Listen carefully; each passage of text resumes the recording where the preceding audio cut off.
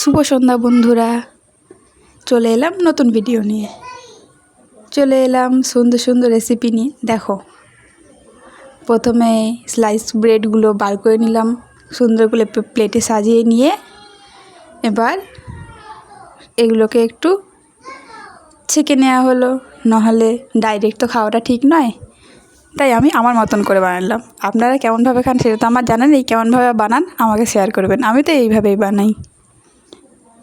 এবার ডিমটা ফাটানো হবে, হালকা পেঁয়াজ, অল্প করে অল্প নুন, অল্প হলুদ, তারপরে দেখো কি সুন্দর করে মিক্স করা হচ্ছে।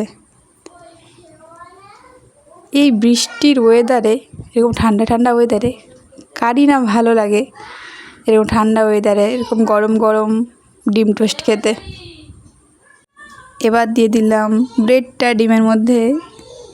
এবার সুন্দর করে পিস করে কেটে নেওয়া হলো, কারণ আমার একটা কিউট ভাই আছে তার জন্য।